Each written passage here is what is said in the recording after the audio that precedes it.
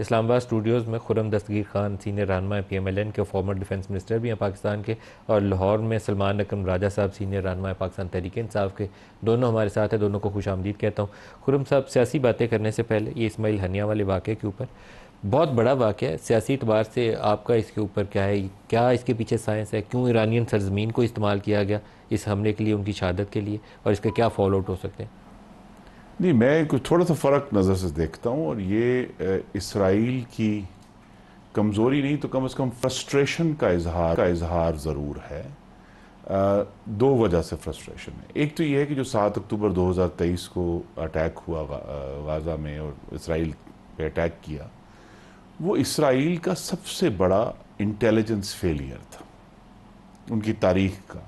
और एक ऐसा मुल्क जो अपनी इंटेलिजेंस के ऊपर फ़ख्र करता है, और मोसाद के बारे में हम सब बातें करते हैं, उनके लिए एक बहुत बड़ी हजीमत थी ये कि उनके ऊपर इतना बड़ा सवेर हमला हुआ।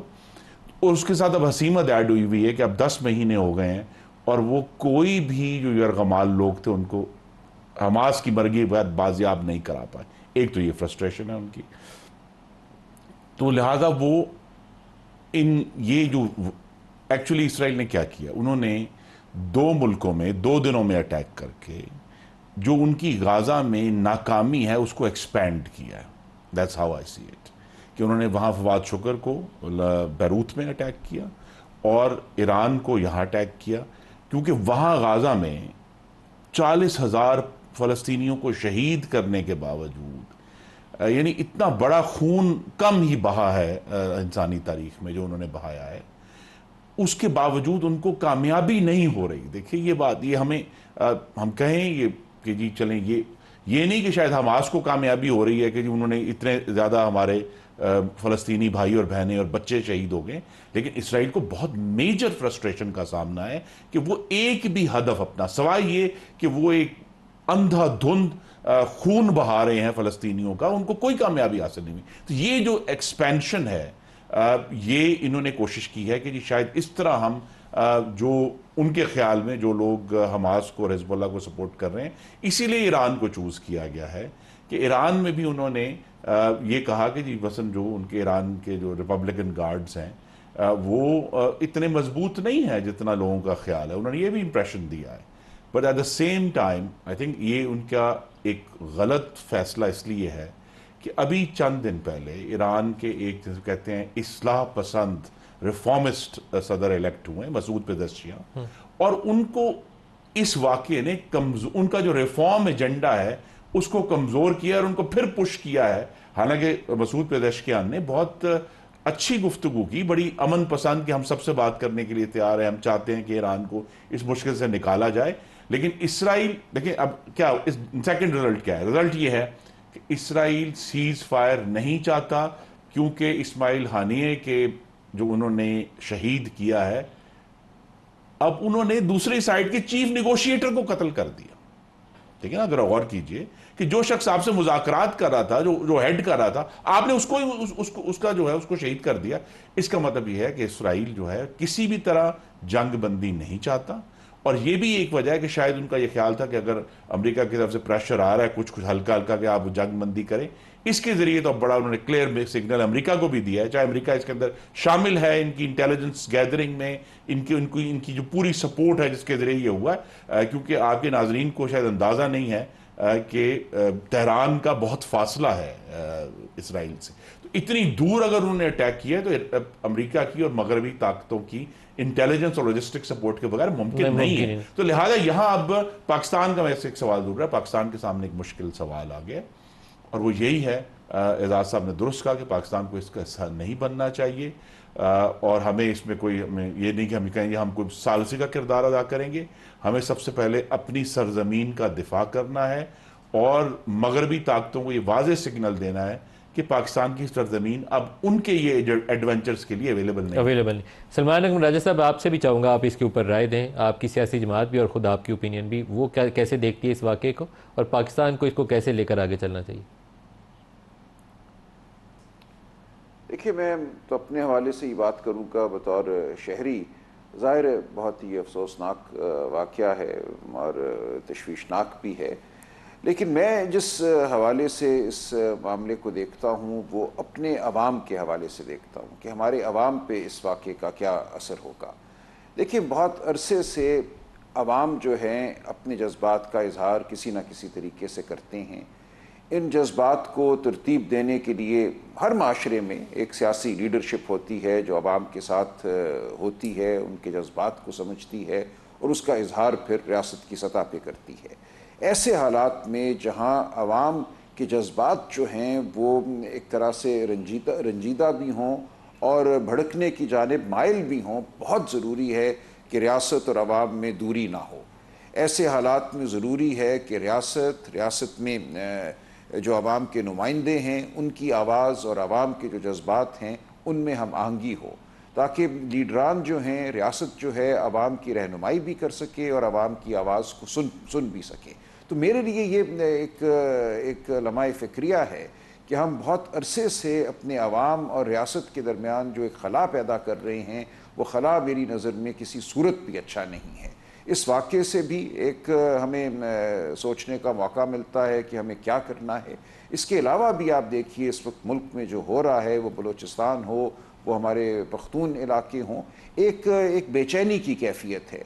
इस बेचैनी की कैफियत में ऐसे वाक़े का हो जाना जिसका ज़ाहिर तज़किरा हर मस्जिद में होगा, हर मंबर से होगा और लोग अपनी अपनी राय कायम करेंगे, तो रियासत जो है एक तरह से दबाव में आ जाती है। हमारी रियासत, उसको आवाम के साथ मकालमा करना है और मकालमा जो है वो जबर के ज़रिए, ताकत के ज़रिए दूर बैठ कर नहीं हो सकता, वो आवाम के नुमाइंदगान के ज़रिए ही होता है।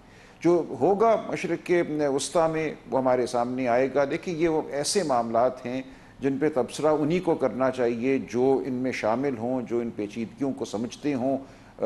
रूस का क्या रद्द अमल होगा, क्या रूस और ईरान में कोई हमांगी होगी, चीन का रद्द अमल क्या होगा, ये तमाम वो मामलात हैं जिन पे हल्के अंदाज में गुफ्तगू नहीं करनी चाहिए।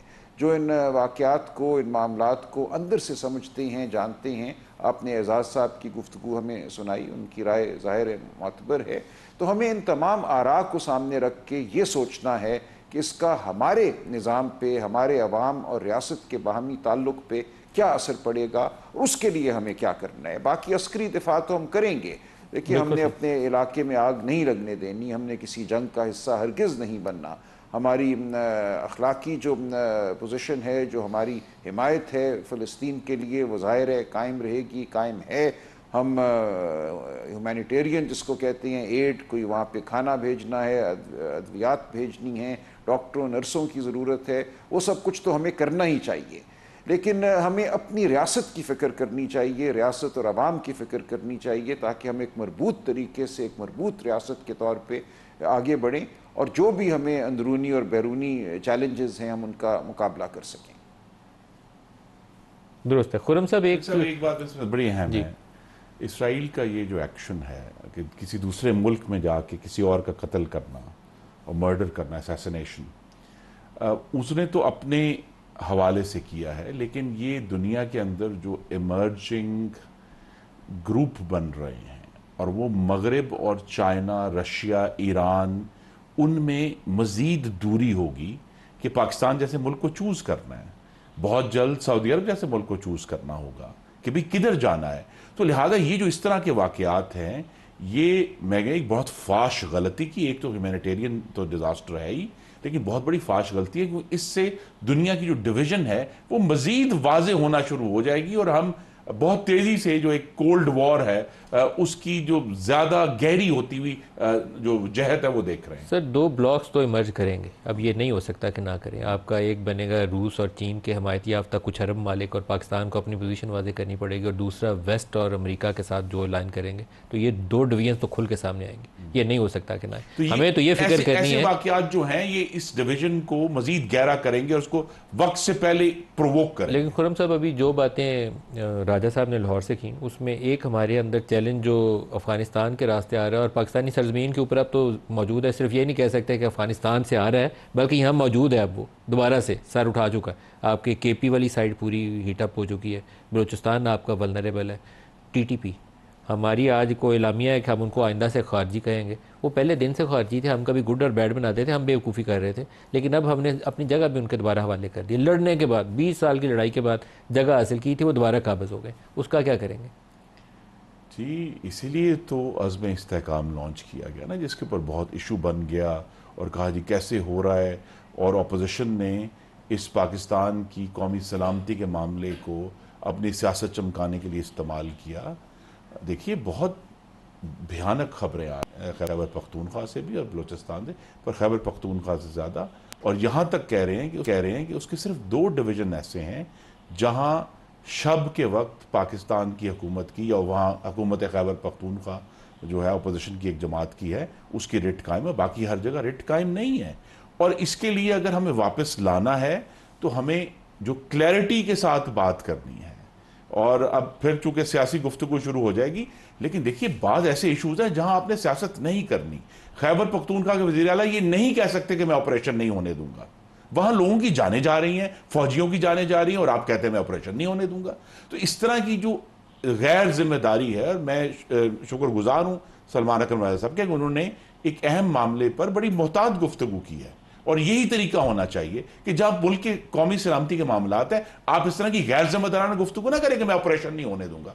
भाई क्यों नहीं ऑपरेशन होने देंगे? पाकिस्तान को हमने बचाना है, हमने मिलकर सबको इकट्ठा रहना है। ठीक है, हमारे सियासी इख्तलाफात हैं, हमारे इशूज हैं, वो हम लड़ रहे हैं, वो मीडिया पे भी लड़ रहे हैं, हम अदालतों में भी लड़ रहे हैं, पार्लियामान में भी लड़ रहे हैं, लेकिन जहां पाकिस्तान के रहने वालों की जान और माल का तहफ़्फ़ुज़ है, हमें इकट्ठा होना है और उस पर क्लैरिटी से बात करनी है कि जनाब अब ये जो इशू है तहरीक तालिबान का, और मैं तो कहूंगा अब ये जब बात शुरू हो गई है कि इन्होंने माफी मांगनी है। उस वक्त की 2021 की अस्करी और सियासी क्यादत ने, इमरान खान ने माफी मांगनी है कि जनाब वो हमारा बहुत बड़ा ब्लंडर था कि हमने कहा कि हम तालिबान को आम माफी देकर लेकर आएंगे, और उसमें जिस तरह मैंने कहा दोनों की, सियासी क्यादत की भी और उस वक्त की अस्करी क्यादत की भी, जरूर बेखनी होनी चाहिए कि जनाब आगे आप अगर जवाब दें कि आपने कौन सा इल्यूजन था आपके जहन में, कौन सा ढकोसला था जिसके तहत आपने पाकिस्तान को, जब इतनी मुश्किल से हमने ज़रब अज़ब और रद्दुल फसाद के जरिए इस मुल्क को पुरअमन किया था,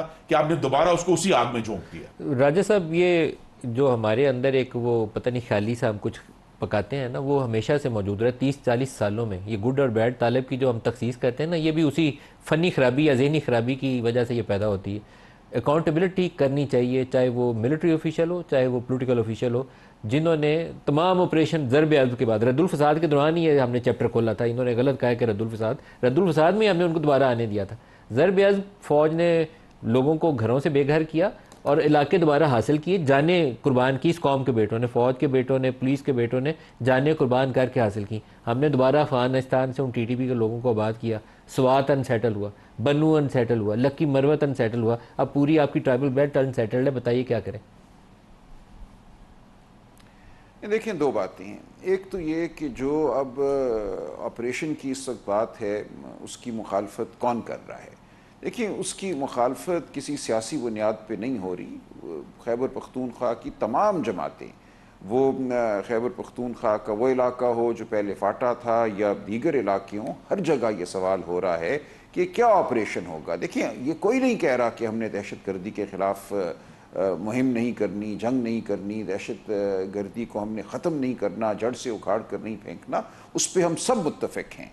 लेकिन हुआ ये है कि माजी में जो ऑपरेशन हुए हैं उनके नतीजे में लाखों की तादाद में लोग अपने ही वतन में बेघर हुए हैं, लोगों की ज़िंदगियाँ जो हैं वो तलपट हुई हैं। तो लोग सवाल करते हैं कि हमें बताइए कि ये क्या ऑपरेशन होगा, ये बात हो रही है। और उस ऑपरेशन को फिर वही बात है, जब तक अवामी नुमाइंदगान की राय और शमूलियत के बग़ैर किया जाएगा तो ये बेचैनी रहेगी, रियासत और अवाम में दूरी रहेगी। तो ज़रूरी ये है कि हम बैठ कर बड़े गौर व खौज़ से, तहम्मुल से, बुर्दबारी से फ़ैसला करें कि हमने क्या ऑपरेशन करना है। क्योंकि देखिए, अब ये सूरत हाल नहीं है कि कोई टीला है या कोई पहाड़ है जिस पे दहशत गर्द बैठे हैं, आपने उस पर हमला करके उस पर कब्ज़ा करना है। अब ये ऐसा हो गया है कि आपकी आबादी में, आपके इलाकों में वो सोच और उस सोच के नतीजे में कार्रवाई करने वाले लोग मौजूद हैं। उनको ज़ाहिर है कहीं से असला भी मिल जाता है। हम कोशिश तो कर रहे हैं कि अफ़गानिस्तान के साथ बॉर्डर जो है उस पर फेंस भी हो, आमद व रफ्त भी जो है वो किसी कायदे के तहत हो। लेकिन मुझे इसके राजा साहब बावजूद ब्रेक हम करीब देखते आ गई, हैं मैं कि ब्रेक ये ले हो लूं, रहा है। लेकिन इस ऑपरेशन की क्या शक्ल होनी चाहिए जो कभी हो और हम अपने इलाकों को दोबारा हासिल कर सकें और मुस्तकिल बुनियादों पर हासिल कर सकें। अगर दोबारा उसको कोई कंप्रोमाइज़ करे तो उसको कुटहरे में खड़ा कर सकें। अकाउंटेबिलिटी करना बहुत ज़रूरी है। असल में हम अकाउंटेबिलिटी नहीं करते, वो उस वजह से ये खराबियाँ हमारे अंदर आ जाती हैं। बाद में वो लोग हीरो बन के तकरीरें करते हैं, वो राय दे रहे होते हैं ये सिक्योरिटी प्लान होना चाहिए, जिन्होंने खुद खराबी की बुनियाद रखी।